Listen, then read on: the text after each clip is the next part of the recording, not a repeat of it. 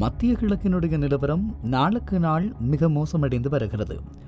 அந்த அடிப்படையில் லெபனான் அதிபர் ஜோசப் அவுன் இன்று வெளியிட்டுள்ள அந்த அதிரடி அறிக்கை மத்திய கிழக்கு அரசியலில் ஒரு மிகப்பெரிய திருப்பு முனையாக பார்க்கப்படுகிறது.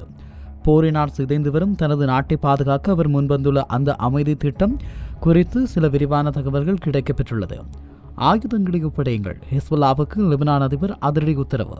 இஸ்ரேலுடன் அமைதி திட்டம். இஸ்ரேல் தனது வான், கடல் மற்றும் தரைவழி தாக்குதல்களை உடனடியாக நிறுத்த வேண்டும் என லெபனான் முழுவதும் ஒரு முழுமையான போர் நிறுத்தம் அமுல்படுத்தப்பட வேண்டும் எனவும் ஜனாதிபதி கோரிக்கை விடுத்துள்ளார். இந்த திட்டத்தின் மிக முக்கியமான அம்சம் லெபனான் இராணுவம் பதற்றம் நிலவும் பகுதிகளை தனது கட்டுப்பாட்டுக்குள் கொண்டுவரும், ஹிஸ்புல்லா வசம் இருக்கும் அனைத்து ஆயுதங்களையும் பறிமுதல் செய்து அவர்களின் ஆயுத கிடங்குகளை அழிக்கவும் ஜனாதிபதி உத்தரவிட்டுள்ளார். லெபனானின் ஜனாதிபதி இந்த நடவடிக்கை எடுக்க தேவையான லாஜிஸ்டிக் மற்றும் இராணுவ உதவிகளை சர்வதேச நாடுகள் வழங்க வேண்டும் என அவர் கூறியுள்ளார். இஸ்ரேலும் லெபனானும் சர்வதேச நாடுகளின் முன்னிலையில் நேரடி பேச்சுவார்த்தையில் ஈடுபட்டு நிரந்தர அமைதியை ஏற்படுத்த வேண்டும் எனவும் அவரது விருப்பம் தெரிவிக்கப்பட்டுள்ளது. அதே நேரம் இஸ்ரேலினுடைய தொடர் தாக்குதலால் ஹிஸ்புல்லா பலவீனமடைந்துள்ளது. இந்த நேரத்தை பயன்படுத்தி நாட்டின் இராணுவத்தின் அதிகாரத்தை நிலைநாட்ட ஜனாதிபதி முயல்கிறார். போர் நீடித்தால் லெபனானின் பொருளாதார ரீதியாக சாம்பலாகிவிடும். சர்வதேச நாடுகளின் நிதியுதவியை பெற ஆயுத களைவு ஒரு முக்கிய நிபந்தனையாக உள்ளது. 5 லட்சம் மக்கள் அகதிகளாக மாறியுள்ள நிலையில் போர் நிறுத்தத்திற்காக மக்கள் இராணுவத்தின் பக்கம் சாயத் தொடங்கியுள்ளனர்.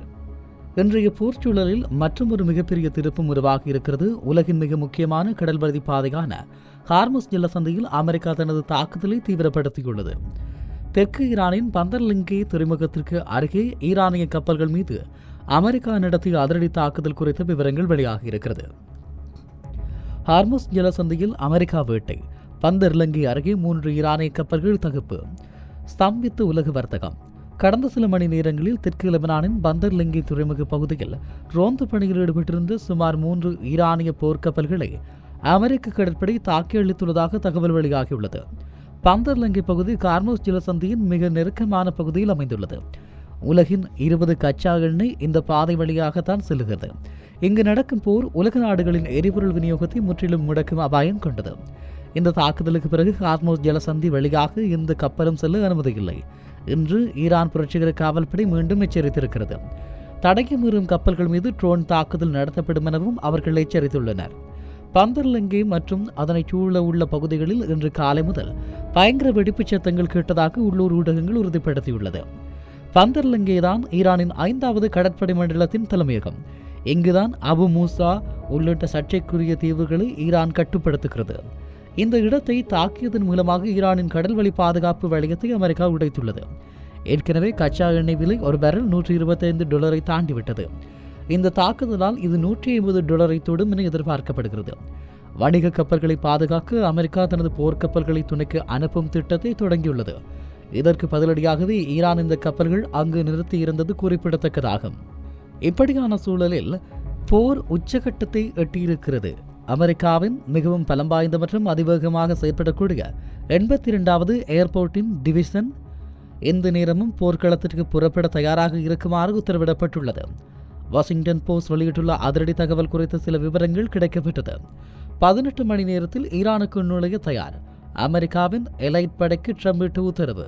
களமிறங்குகிறதா 82வது ஏர்போர்ன். இந்த டிவிஷனின் தலைமையக பிரிவிற்காக திட்டமிடப்பட்டிருந்த ஒரு மிகப்பெரிய இராணுவ பயிற்சி திடீரென ரத்து செய்யப்பட்டுள்ளது. பொதுவாக ஒரு பெரிய போர் அல்லது தரைவழி தாக்குதல் திட்டமிட்டால் மட்டுமே இதுபோன்ற முக்கிய பயிற்சிகள் ரத்து செய்யப்படும்.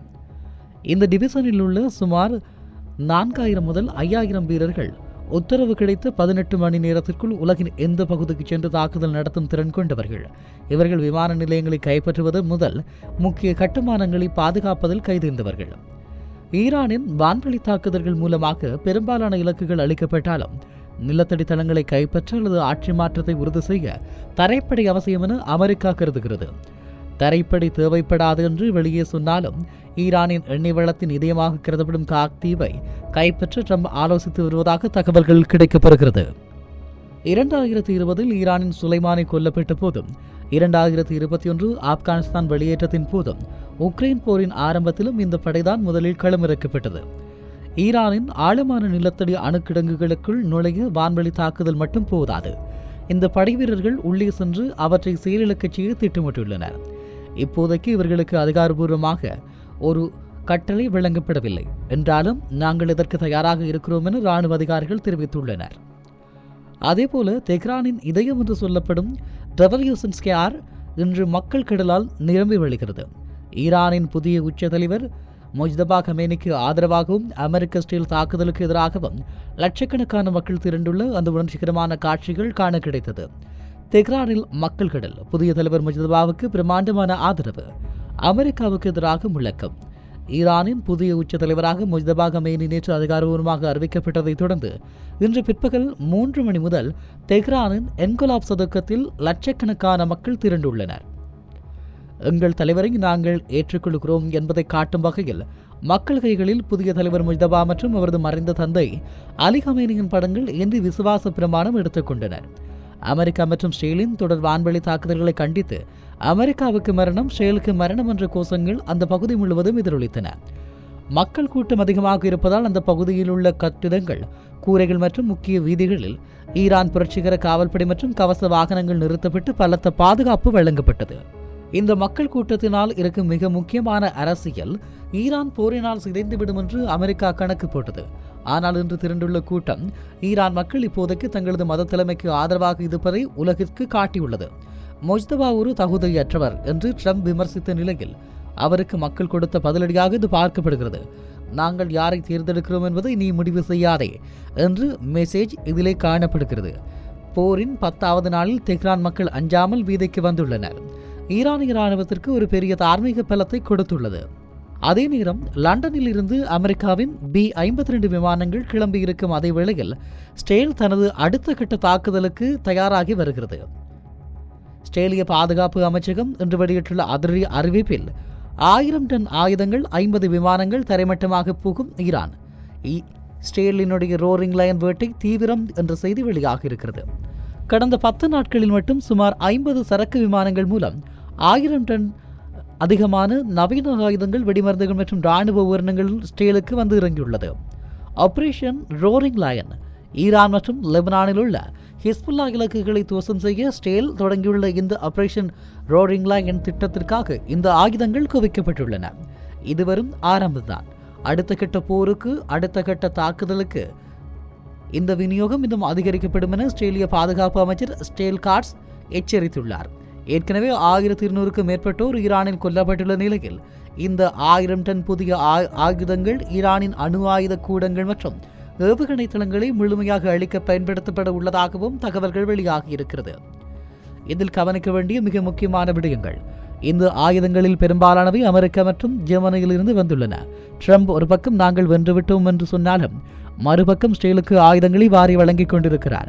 ஹிஸ்புல்லாவின் ஆயுத கிடங்குகளை குறிவைக்க விசேஷமான பங்கர் பிளாஸ்டர் குண்டுகள் இந்த 1000 டன்னில் பெரும்பகுதியை ஆக்கிரமித்துள்ளன. இந்த விநியோகத்தின் மூலம் ஸ்டேல் எந்தவித தடையுமின்றி அடுத்த பல வாரங்களுக்கு தொடர்ந்து குண்டுமழை பொழிய முடியும். இவை அண்மைய செய்திகளினுடைய தொகுப்பாகும்.